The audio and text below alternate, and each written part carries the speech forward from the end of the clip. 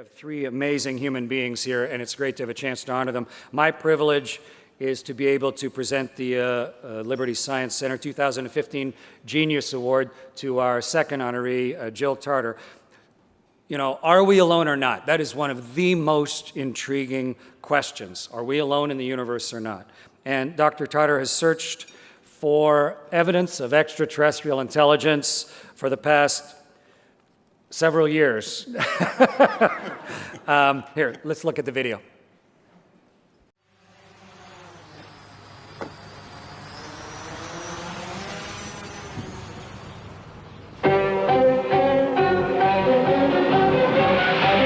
It's like a bombardment from space. Jill Tarter grew up watching Flash Gordon cartoons and pondering the night sky in the belief extraterrestrial life had to exist. Is it really just us? Are we alone in this vast universe of energy and matter and chemistry and physics? Every book that you've read, every poem, every laugh, every tear, they've all happened here. Here. Here. Here. The only woman among a class of 300, Tarter earned a Bachelor of Engineering from Cornell. As a graduate student, she worked on the radio search project Serendip and created the corresponding backronym Search for Extraterrestrial Radio Emissions from Nearby Developed Intelligent Populations. Serendip analyzes radio telescope data and has found hundreds of suspicious signals emanating from deep space. One of the most recognized scientists working in the field of astronomy today, Tarter's career was the inspiration for the protagonist in Carl Sagan's novel Contact, later developed as a feature film starring Jodie Foster. Jill Tarter occupies the Bernard M. Oliver Chair for Search for Extraterrestrial Intelligence Research at the SETI Institute in Mountain View, California. And SETI, the Search for Extraterrestrial Intelligence, finally drives home the message of the bond among all humans. Whether we're born in San Francisco or Sudan or close to the heart of the Milky Way galaxy, we are the products of a billion-year lineage of wandering stardust. We, all of us, are what happens when a primordial mixture of hydrogen and helium evolves for so long that it begins to ask where it came from. In 2004, Time magazine named her as one of the 100 most influential people in the world. Because her life's work illuminates the power of inquiry, because she has challenged our collective thinking about our place in the universe, and because we think she's out of this world, Liberty Science Center is proud to honor Jill Tarter.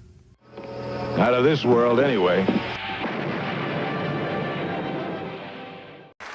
Jill, for your pioneering work in astrobiology and all the other things that you represent, it is my great pleasure to present you with this Liberty Science Center Distinguished Genius Award. Move over there for a picture.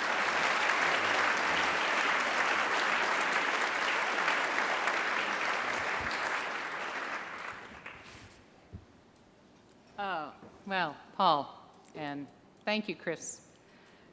It's amazing to be here with some of my own personal heroes, the other two honorees and the astronauts whose ranks I did try to join, but NASA had other ideas. Paul, I actually bought into your fashion statement for the night. Oh, excellent!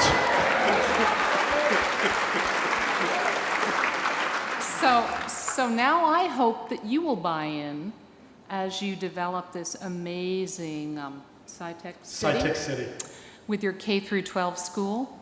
I hope that you will include astrobiology and the question of life in the universe as part of their curriculum, because I think they have an amazing future. I wish I would be around to see the end of this century. I think it's going to be spectacular. You know, in 2004, Craig Venter and Daniel Cohen made a really bold proclamation. They said, well, 20th century was the century of physics. The 21st century is going to be the century of biology. And of course, they were talking about this fantastic world of genomics that they'd helped to invent. But I don't think those guys were bold enough.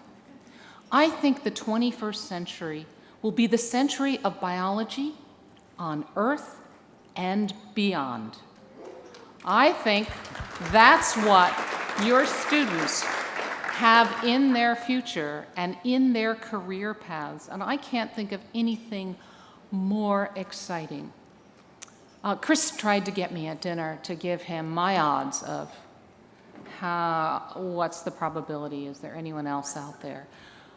We know that there are now, statistically, we've got good evidence, probably 50 billion habitable planets, 50 billion with a B, in the Milky Way galaxy.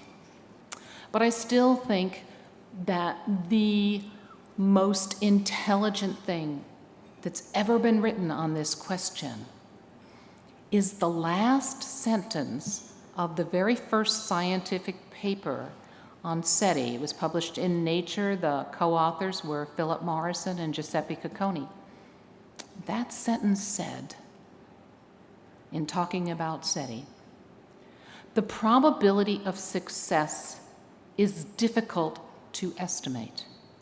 But if we never search, the chance of success is 0. So I'm all about searching. I'm hoping that someday we'll be able to find new customers for Amazon. And that thanks to the Interplanetary Protocol and IPv6, there'll be enough addresses for all of them to sign on. And I thank you, Paul. This is a great honor. It's my privilege. Thank you.